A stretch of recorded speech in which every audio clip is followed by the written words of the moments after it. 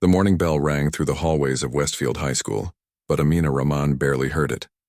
She was too focused on keeping her head down as she navigated the crowded corridor, clutching her books tightly against her chest like a shield. 6 months in America, and she still felt like a ghost drifting between worlds, visible enough to be stared at, but never truly seen. "Watch where you're going," snapped a girl with perfect blonde hair as Amina accidentally brushed against her shoulder. The girl's friends snickered, exchanging glances that needed no translation. Mockery sounded the same in any language. "Sorry," Amina whispered, though she doubted they heard. Her accent still clung to every English word she spoke, making her self-conscious about opening her mouth at all. The math classroom was a temporary refuge. Numbers, at least, were the same everywhere in the world, and Mr. Patel never called on students unless they raised their hands. Amina slipped into her seat in the back corner and pulled out her notebook, already filled with perfect calculations and formulas. Math made sense when nothing else did. 3 desks away sat Zach Collins, his chair tilted back at a dangerous angle as he tossed a crumpled paper ball to his friend Tyler. Both boys were wearing their red and gold basketball jackets, the uniform of untouchable popularity. Amina had learned quickly which students determined the social hierarchy at Westfield, and Zach was undoubtedly at the top. "Dude, are you coming to Liv's party Friday?" Tyler whispered loudly enough for half the class to hear. Zach grinned. "Obviously. Her parents are gone all weekend." Mr. Patel cleared his throat pointedly. "If you two gentlemen are finished planning your social calendar, perhaps we could begin discussing quadratic equations." The classroom rippled with quiet laughter, but Amina kept her eyes on her notebook. Being invisible had its advantages. When the bell rang 50 minutes later, she gathered her things quickly, already mapping the fastest route to her next class. But as she reached the doorway, she felt a light touch on her arm. "Amina, do you have a moment?" Mr. Patel asked. She nodded, stepping aside to let the other students pass. "Your last test was perfect," he said, showing her the paper with a bright red 100% circled at the top. "You have a real gift for mathematics." "Thank you," she replied, a small smile tugging at her lips. It was nice to be recognized for something, even if it was just solving equations. "Have you thought about joining the math club? We meet on Thursdays after school." The smile faded. After-school activities meant missing the bus, which meant walking 3 miles home, which meant her mother would worry herself sick. "I cannot stay after school," she explained. "My mother works and my brother is small." Mr. Patel nodded understandingly. "Of course, family responsibilities come first, but if things change, the door is always open." Amina thanked him again before slipping back into the stream of students flowing through the hallway. She had 26 minutes before her next class. 26 minutes of unstructured social time that stretched before her like a minefield. The cafeteria was too loud, the library too quiet with its expectation of perfect English in every whispered conversation. Instead, she found herself drifting toward the east wing of the building, where the arts classrooms were located. The music room door was propped open, but the large space was empty during lunch period. Sunlight streamed through tall windows, illuminating dust motes that danced above polished wooden floors. And there, in the corner by the windows, stood a grand piano, its gleaming black surface reflecting the light like a still lake under the moon. Amina stepped inside. Drawn to the instrument as if by a magnetic force, she set her backpack down quietly and pulled out her phone, finding the familiar piano tutorial app she'd downloaded weeks ago. The scratched screen showed the notes for Chopin's Nocturne in E-flat major, a piece she'd been studying through videos and silent finger movements, practiced on the edge of her desk at home. For 15 minutes she sat on the bench, not daring to touch the keys as she followed along with the tutorial, her fingers hovering a few inches above the ivory. In her mind she could hear every note perfectly, the gentle opening melody, the flowing arpeggios, the delicate ornaments. Music had been her closest friend back home, before the bombs fell and her family had to run in the night. "What are you doing?" The sharp voice made Amina jump. She whirled around to find Liv Winters, queen bee of the junior class, standing in the doorway with 2 other girls. Liv's perfectly manicured hand rested on her hip, her head tilted in amused curiosity. "Nothing," Amina said, quickly gathering her phone and standing up. Were you pretending to play?" asked one of the other girls, her voice lilting with laughter. "That's so weird." Heat rushed to Amina's cheeks. I was only sitting. Liv approached the piano, running her fingers casually across the polished wood. This is like a really expensive instrument. Ms. Holloway doesn't let just anyone touch it. I did not touch. Amina protested softly. She thinks she's Beethoven or something, the third girl said, and they all laughed. Liv leaned against the piano. Let me guess, you were some kind of musical genius back in your country? The question hit too close to home. Amina had indeed been considered gifted, selected for special training at the National Conservatory when she was just 7 years old. For 8 years, the piano had been the center of her world, until everything shattered. I should go, Amina murmured, slinging her backpack over her shoulder. Wait, Liv said, not unkindly. Were you actually going to play something? Amina hesitated. Part of her longed to sit back down, to let her fingers finally touch the keys she'd been dreaming about for 2 years. But the memory of her last performance, interrupted by the sound of distant explosions, was still too raw. No, she said finally. I do not play anymore. As she hurried from the room, she heard one of the girls say, That was kinda sad, followed by Liv's reply, Whatever. People are so dramatic. The afternoon classes passed in a blur. In English literature, they were reading The Great Gatsby, and though Amina understood most of the words individually, the American cultural references left her confused and frustrated. In history, they discussed the civil rights movement, events that had never appeared in her textbooks back home.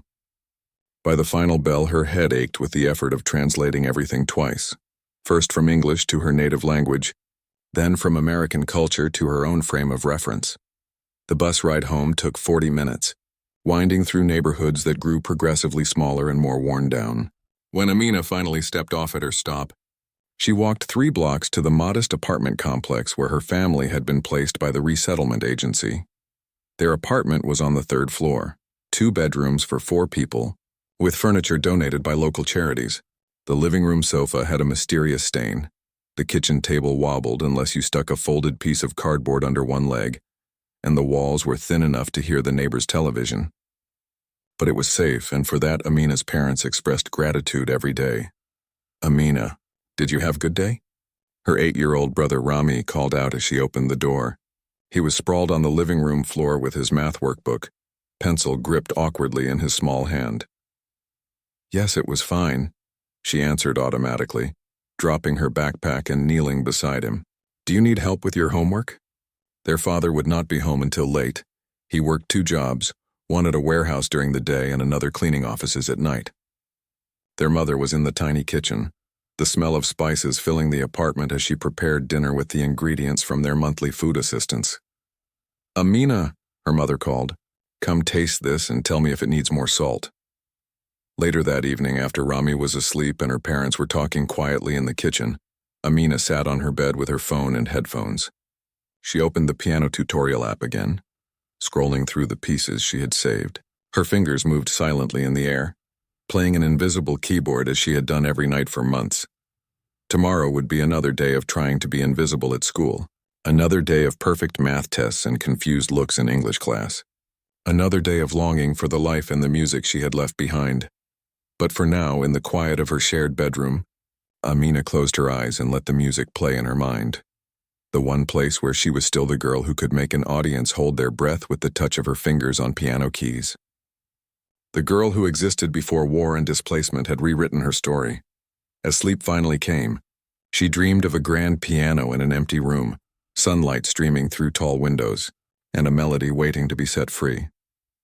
For the next 2 weeks, Amina avoided the music room.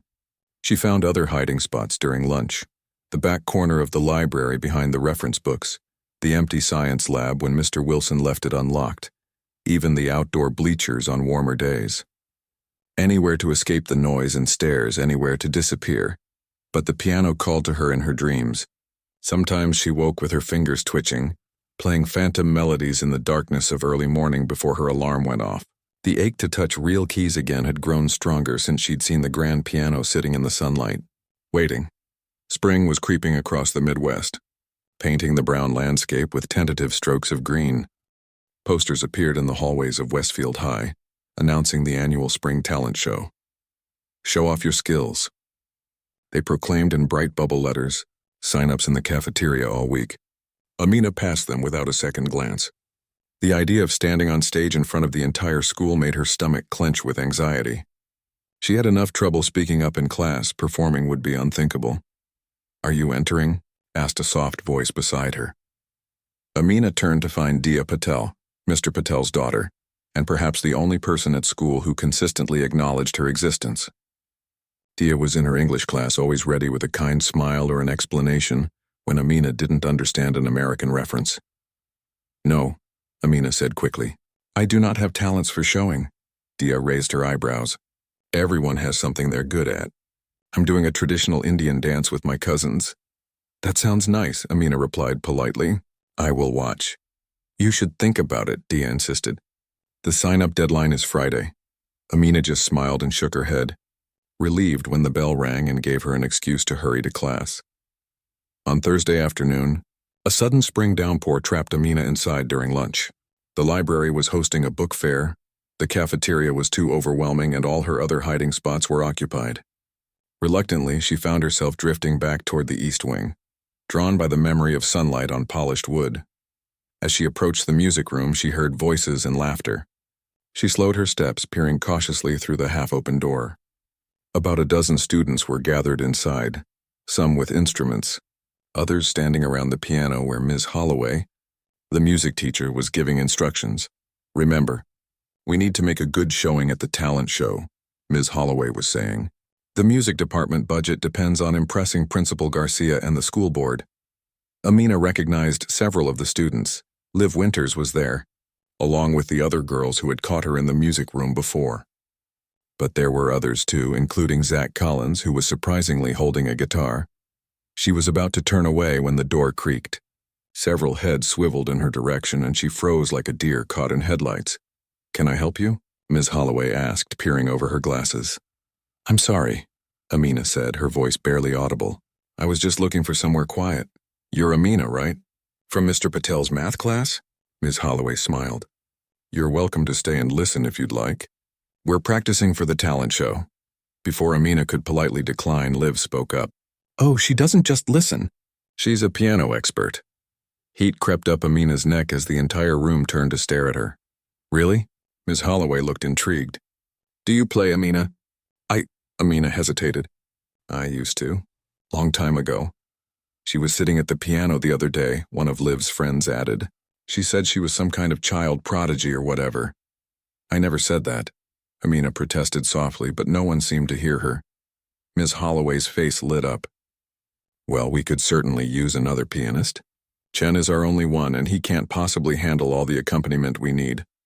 A boy with glasses, presumably Chen, looked relieved at this news. "No, really," Amina said, taking a step back toward the door. "I don't play anymore." "Come on," Zach said, strumming a chord on his guitar. "Show us what you got." Several other students nodded encouragingly, but Amina could see the skepticism in their eyes. They didn't believe she could play, not really.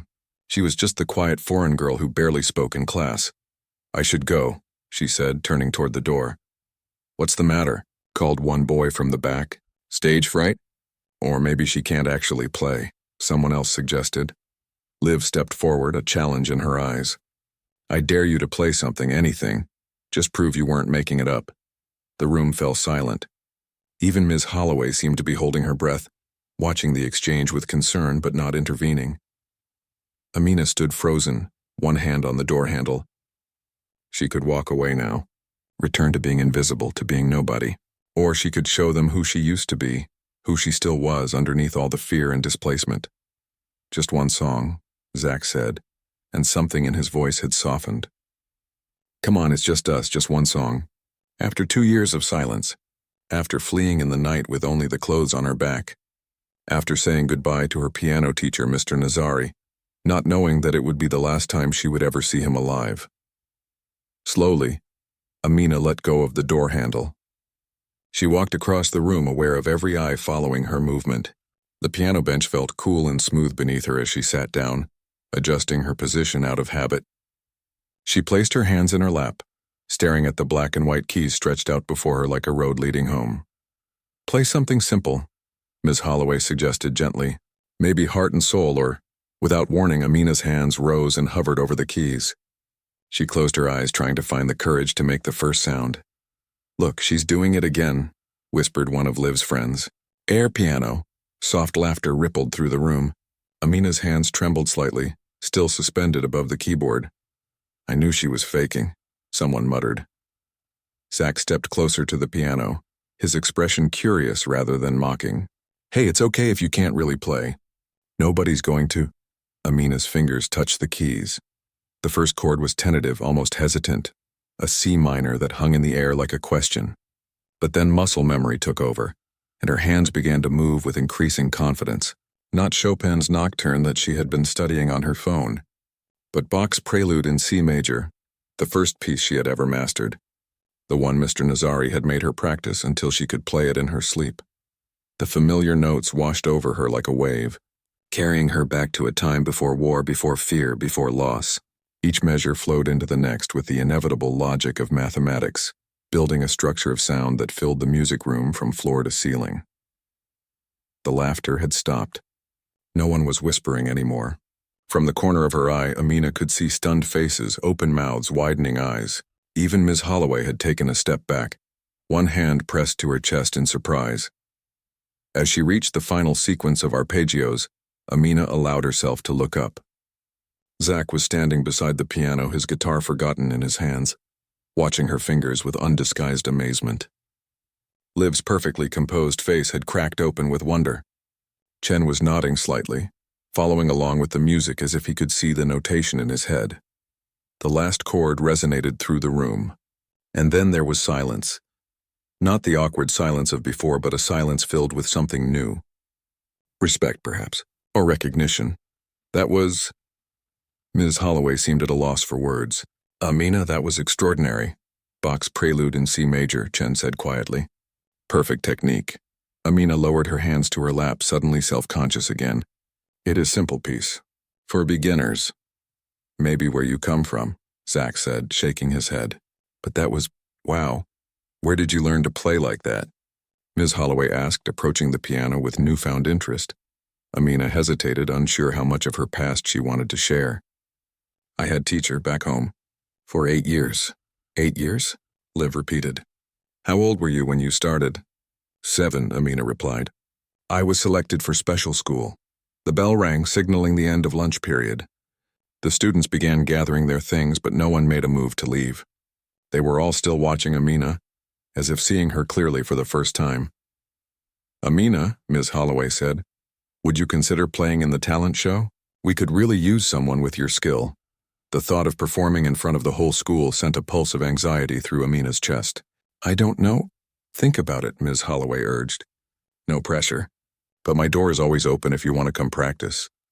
As the students finally began filing out for their afternoon classes, Zach lingered behind. He shifted his weight from one foot to another, looking uncharacteristically uncertain. "That was really cool," he said finally. "You should do the talent show." Amina looked up at him, surprised by the encouragement from someone who had never acknowledged her existence before. "I will think about it," she said quietly. And for the first time in 2 years, she meant it. Because for a few brief minutes, with her hands on the piano keys, she had remembered what it felt like to be herself again. Not a refugee, not an outsider, not invisible. Just Amina, who could make music that stopped people in their tracks. As she walked to her next class, she could still feel the cool press of the ivory keys against her fingertips. And somewhere deep inside, a door that had been closed for a very long time had cracked open, just a little. That evening, Amina sat at the kitchen table with her textbook spread before her. But the words swam on the page without meaning. Her mind kept returning to the music room, to the feeling of the piano keys beneath her fingers, to the stunned expressions on her classmates' faces. She had broken her silence, and now she didn't know what would happen next. "Amina, you are not eating," her mother said, gesturing to the untouched plate of food beside her history book. "Are you feeling sick?" "I'm fine, Mama, just thinking about school." Her mother's face creased with concern. "Is someone being unkind to you?" "No," Amina said quickly. "Actually, something good happened today." She hesitated, unsure how to explain. Her parents knew she had been a dedicated piano student back home, but they had never fully understood what music meant to her. In their world of practical concerns, rent payments, English classes, job applications, her passion for piano had seemed like a luxury from another life. "I played piano today," she said finally. "At school?" Her mother's eyes widened. "Piano? Where did you find piano?" "In the music room. The teacher asked if I would play in the talent show." Her father looked up from his plate, his tired face brightening with interest. "That is wonderful news, Habibti. You should do it." "I don't know," Amina replied, pushing rice around her plate. "It has been so long." "Not so long," her mother said softly. "I still hear you at night. Your fingers playing songs on your blanket when you think I am sleeping." Heat rose in Amina's cheeks. She hadn't realized anyone had noticed her nighttime practice sessions. "Mr. Nazari always said you had a gift," her father continued. "It would be wrong to waste it." The mention of her old teacher sent a pang through Amina's chest. She had tried not to think about him since they'd received news of the bombing that had destroyed the conservatory, 6 months after they fled. Mr. Nazari, with his thick glasses and endless patience, had been more than a teacher. He had been the first person to believe she could be truly great. "I'll think about it," she promised. The same words she had given to Ms. Holloway and Zach earlier that day. After dinner, while helping her mother wash dishes, Amina found the courage to ask the question that had been bothering her. "Mama, do you think it's disrespectful to play music when so many people we know are still suffering?" Her mother's hands stilled in the soapy water. For a long moment she was quiet, and Amina feared she had upset her. Then her mother turned, drying her hands on a dish towel, and took Amina's face between her palms. "Listen to me," she said, her voice firm but gentle. "When they drop bombs, they are trying to destroy more than buildings. They want to kill our spirit, our joy, our beauty. When you play your music, you fight back. You say you did not destroy everything. I still carry beauty inside me." Tears welled in Amina's eyes. "I miss home so much sometimes. I know my heart, we all do. But we must build new home here, note by note." That night, Amina lay awake long after her brother's breathing had deepened into sleep. Her mother's words echoed in her mind, note by note. Perhaps that was how healing worked. Not all at once, but in small pieces, measure by measure, like building a song. The next morning, she arrived at school earlier than usual. The hallways were still quiet, with only a few teachers and early bird students moving about. She made her way to the east wing, hoping that Ms. Holloway might be in the music room. She was in luck. The music teacher was at her desk, coffee mug in hand, reviewing sheet music with a red pen. She looked up in surprise when Amina knocked softly on the open door.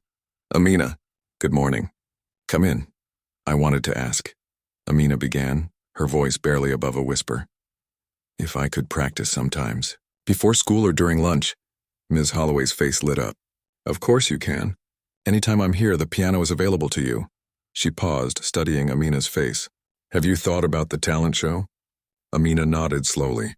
"I think I will do it. But I need to practice much more. It has been almost 2 years since I played regularly." 2 years? Ms. Holloway looked shocked. "But your technique yesterday was impeccable. If that's how you play after a 2-year break, I can only imagine what you're capable of with practice." Amina felt a small flicker of pride at the compliment, but anxiety quickly dampened it. "I don't know what piece to play." "For the show, what were you working on before your break from playing?" The question brought Amina back to her last lesson with Mr. Nazari. It had been a warm spring day, much like today. The windows of the conservatory had been open, letting in the scent of jasmine from the courtyard garden. They had been working on Chopin's Ballade No. 1 in G minor, a piece that had challenged Amina like no other. "Chopin," she said softly. "The first ballad." Ms. Holloway's eyebrows rose nearly to her hairline. "That's an extremely difficult piece. Conservatory level." "I was at conservatory," Amina explained. "For gifted students. Since I was 7, I see." Ms. Holloway regarded her with new understanding. "And what happened? Why did you stop playing?" Amina looked down at her hands, the hands that Mr. Nazari had once said were born for Chopin. How could she explain the night they fled, the months in the refugee camp, the long journey to America? How could she convey what it meant to leave everything behind? Her piano, her music books, her teacher, her future. "There was war," she said simply. "We had to leave quickly. No time to bring anything except clothes." Understanding dawned in Ms. Holloway's eyes. I'm so sorry, Amina, I had no idea. It's okay. Many people have worse stories. That doesn't make yours any less significant. The teacher placed a gentle hand on Amina's shoulder. Well, if you want to tackle the ballad for the talent show, I'll help you any way I can. But it's in 3 weeks. Are you sure you can be ready? Amina thought of Mr. Nazari, of his unwavering belief in her abilities. She thought of her mother's words about building a new home note by note. She thought of the faces in the music room yesterday, transformed from mocking to awestruck in the span of a 3-minute prelude. I will be ready, she said, with more confidence than she had felt in years. For the next week, Amina developed a new routine. She arrived at school an hour early to practice in the quiet music room, with only Ms. Holloway for company. She spent her lunch periods at the piano instead of hiding in the library. And after school, she waited until her father could pick her up on his way to his evening job, giving her another precious hour with the grand piano.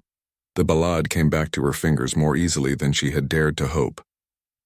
There were rough patches, certainly, technical challenges that needed hours of repetition, emotional nuances that had been beyond her understanding when she was 14, but now resonated with her experiences. But the music was still there inside her, waiting to be released. Word spread quickly through Westfield High that the quiet refugee girl was actually some kind of piano prodigy. Students began to gather outside the music room during her practice sessions, peering through the small window in the door. Sometimes Zach was among them, his expression unreadable as he watched her play. One afternoon, as Amina was working through a particularly difficult passage, she sensed someone enter the room. She looked up to find Chen, the other pianist from the music club, standing hesitantly by the door. Sorry to interrupt, he said. I just wanted to listen. If that's okay. Amina nodded, a little uncomfortable but not wanting to be rude. She returned to the passage, repeating the intricate sequence of notes that kept tripping up her left hand. You're rushing there, Chen observed after a minute. Try thinking of it in groups of 3 instead of individual notes. Surprised by the insightful suggestion, Amina tried again, mentally regrouping the notes as he had suggested. The passage flowed more smoothly. That's better, he said with a small smile. You're really good, you know. Like competition level good. I used to do competitions, Amina admitted. Back home, did you win? Sometimes. In fact, she had won more often than not, but it felt wrong to boast. Chen sat down on a nearby chair, watching her with genuine interest. What was it like? The conservatory, I mean. No one at Westfield had asked her about her past before, not her old school, not her old friends, not the life she had left behind. For the first time, Amina found herself wanting to share. It was beautiful, she said softly. Old building with tall windows. We had lessons every day after regular school. Mr. Nazari, my teacher, he was very strict but also kind. He said music was like mathematics and poetry combined. He sounds cool, Chen said. Is he still there? Your teacher? Amina's hand stilled on the keys. No, there was bombing 6 months after we left. The conservatory was destroyed. Mr. Nazari was inside. Chen's face fell. I'm really sorry. Me too. Amina took a deep breath and placed her fingers back on the keys. That's why I must play well. For him. As the talent show drew closer, Amina found herself thinking of Mr. Nazari constantly. What would he say about her interpretation now? Would he be proud of how she handled the coda, the most technically demanding section of the piece? Sometimes in the quiet of the empty music room, she could almost hear his voice offering guidance, just as he had done for 8 years of her life. Remember, Amina, he would say, the notes are just the beginning. You must find the story in the music and tell it with your whole heart. And as she practiced hour after hour, day after day, she began to understand what her own story had become. Not just one of loss and displacement, but also of resilience and rediscovery. She was finding herself again, note by note, just as her mother had said. 3 days before the talent show, Ms. Holloway sat beside Amina after a particularly moving run-through of the ballad. You're ready, she said simply. More than ready. Amina nodded, a strange calm settling over her. Yes, I think I am. The day of the talent show arrived with unexpected sunshine after a week of spring rain. Amina woke before her alarm, her heart already racing with a mixture of excitement and terror. She had performed many times before, recitals, competitions, even a few concerts at the conservatory. But never like this. Never after such a long silence. The nervous girl in the black dress seemed to fall away, and in her place was just the music itself. Powerful, honest, alive. She was no longer thinking about the audience or her parents or her teachers or even Mr. Nazari. She wasn't worried about wrong notes or technical challenges. She was simply telling a story with her hands, a story about loss and longing, about fear and courage, about finding home in an unexpected place. When she reached the coda, that final, cascading rush of notes that had always been her favorite part, her fingers flew across the keys with a certainty that surprised even her. The music poured out of her, filling the auditorium from floor to ceiling, wrapping around everyone present like an invisible thread. And then it was over. The final chord hung in the air for one breathless moment before dissolving into silence. Complete, absolute silence. Amina's hands rested in her lap as she stared at the keys, too overwhelmed to look up. Had she played badly? Had she embarrassed herself in front of the entire school? Then a single person began to clap. Another joined in and another. Suddenly, the auditorium erupted in applause. Not just polite applause, but enthusiastic, thunderous applause punctuated by cheers and even a few whistles. She raised her head slowly and saw that the audience was on their feet. A standing ovation. For her. In the front row, she could now make out her parents. Her mother with tears streaming down her face. Her father standing tall with undisguised pride. Ms. Holloway was at the side of the stage, applauding wildly. Even Principal Garcia looked stunned, clapping with genuine enthusiasm. As Amina rose to take her bow, she caught sight of Zach in the third row, grinning and applauding with the rest of the basketball team.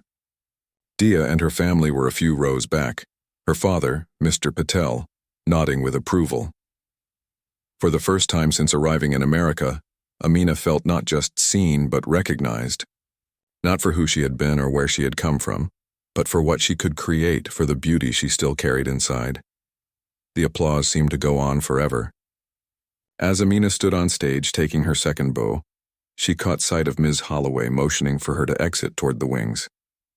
Somewhat dazed, she made her way off stage, the sound of clapping following her like a wave. That was... Ms. Holloway shook her head at a loss for words.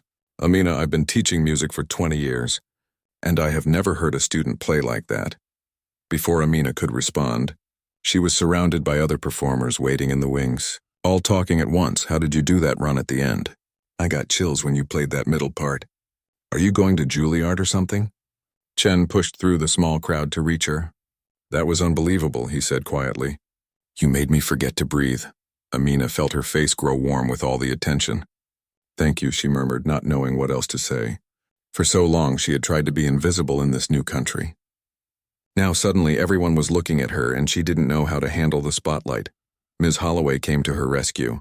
Let's give Amina some space, she said, gently dispersing the group. The show must go on and you all have performances coming up. As the next act was announced and the audience settled back into their seats, Ms. Holloway led Amina to a quiet corner backstage. Are you okay? She asked. You look a little overwhelmed. I'm fine, Amina assured her. It's just... a lot. Ms. Holloway smiled understandingly. Well, you've certainly made an impression. I wouldn't be surprised if Principal Garcia mentions you in his closing remarks. After the final act, a rock band composed of seniors who received enthusiastic if not quite as thunderous applause, all the performers, were called back to the stage for a final bow. Standing in line with the others, Amina felt a strange sense of belonging.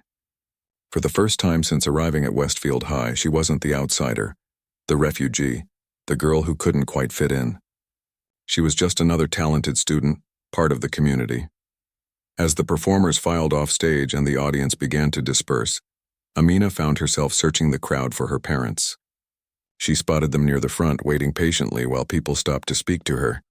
That was incredible, said a woman she didn't recognize. My daughter takes piano lessons. Would you consider tutoring her? You must have been playing since you were tiny, said someone else. Are you entering the state competition? You should. With each comment, each compliment, Amina felt herself standing a little taller.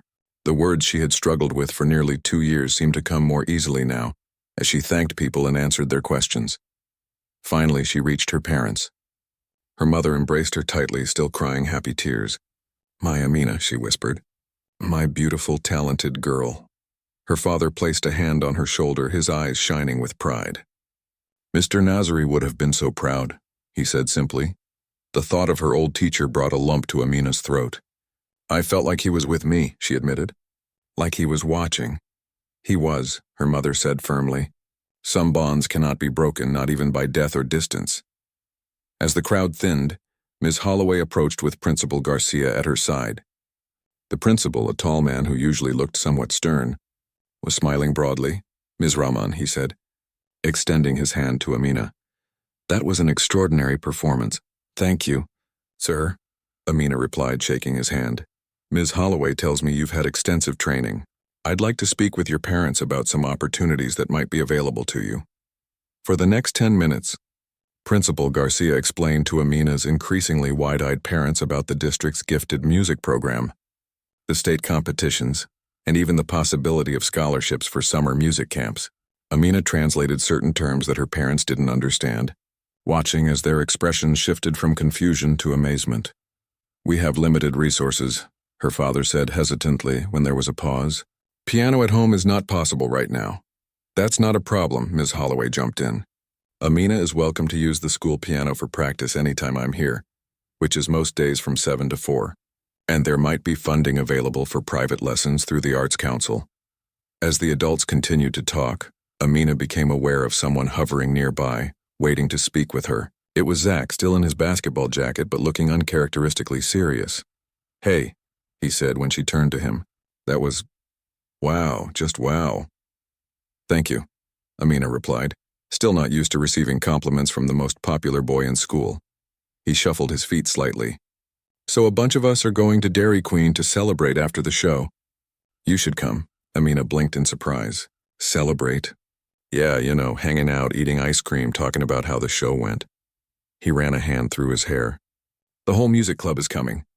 And some other people too." Before Amina could figure out how to respond to this unexpected invitation, Liev appeared at Zach's side. "There you are," she said, and then to Amina. "You have to come with us. Everyone's talking about your performance. Chen says you could probably get into any music school in the country." Amina looked from Liv to Zach, then back to her parents, who were still deep in conversation with Principal Garcia and Ms. Holloway. She thought of all the nights she had spent alone in her room, practicing on an imaginary keyboard, feeling like she would never belong in this new place. "I need to ask my parents," she said cautiously. To her surprise, when she explained the invitation, both her parents encouraged her to go. Her mother even pressed a $10 bill into her hand, money Amina knew they could ill afford to spare. "Your father will pick you up at 9, her mother said. "Enjoy yourself. You have earned it."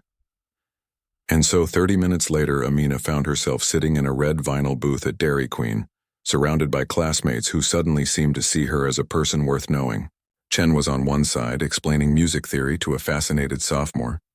Dia was on her other side, still in her colorful dance outfit, sharing a basket of fries. Across the table, Zach and Liv were arguing good-naturedly about whose performance deserved second place after Amina's.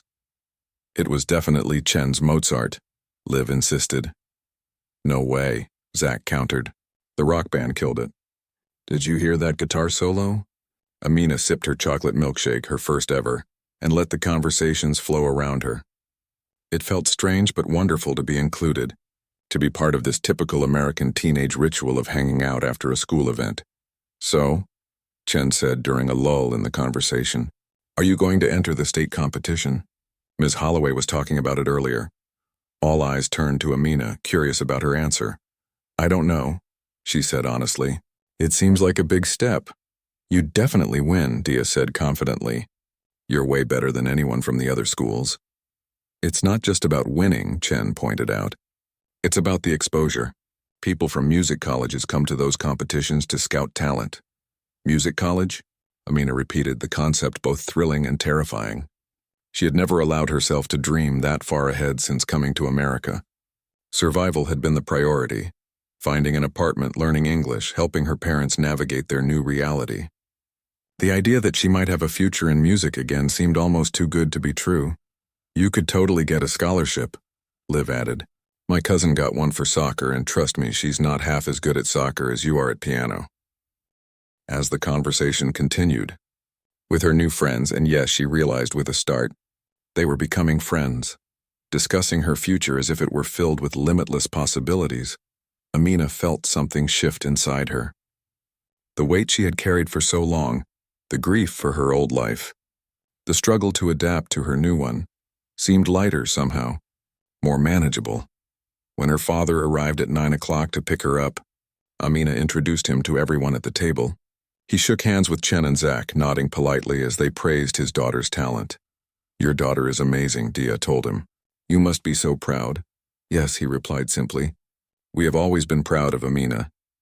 On the drive home, her father was quiet, but it was a comfortable silence. Finally, as they neared their apartment building, he spoke. "You know, when we came to this country, I was afraid." Amina looked at him in surprise. Her father had always been the strong one, the one who reassured them that everything would be okay. "Afraid of what?" she asked. "Afraid that we had taken something from you, your future, your chances." He kept his eyes on the road, but his voice was thick with emotion. "In our country, you were special. You had opportunities. When we had to leave, I thought perhaps we had stolen your gift from you." "Papa, no," Amina protested. "You didn't have a choice. We had to leave. Yes, we had to leave. But tonight," he glanced at her, his eyes shining in the darkness of the car. "Tonight I saw that your gift came with you. It was never left behind." When they arrived home, Amina found her mother and Rami waiting up for her, eager to hear all about the after-party. As she described the conversations, the milkshakes, the feeling of being included, her mother smiled knowingly. "You see, note by note you build new home." That night, as Amina lay in bed, she thought about everything that had happened in the past few weeks. From the moment she had reluctantly touched the piano keys in the music room, a door had opened, not just to music again, but to connection, to belonging. Her phone buzzed with a text message. It was from an unknown number, but the message made it clear who had sent it. "Music club meeting Tuesday after school. Ms. H says you're officially our star pianist now. No arguments. Zach." A moment later, another text arrived. "This is Chen. Got your number from Dia. Some of us are entering chamber music competition next month. Need a pianist, you in?" And then a third. "Hey, it's Liv, giving a party next weekend. You have to come. Also, my little sister wants piano lessons and my mom says she'll pay. Interested?" Amina smiled in the darkness of her room, holding the phone that now connected her to a world that had seemed so impenetrable just weeks ago. She thought about Mr. Nazari and what he would say if he could see her now. She imagined him adjusting his thick glasses, a proud smile on his face. "You see, Amina," he would say, "the music was always inside you. It was just waiting for you to be ready to share it again." Outside her window, the night sky of her new country spread out like a blank sheet of music paper, ready for notes to be written upon it. Amina closed her eyes, her fingers moving slightly as they played an invisible melody. Not of the past this time, but of the future that now, suddenly, seemed full of possibility. Note by note.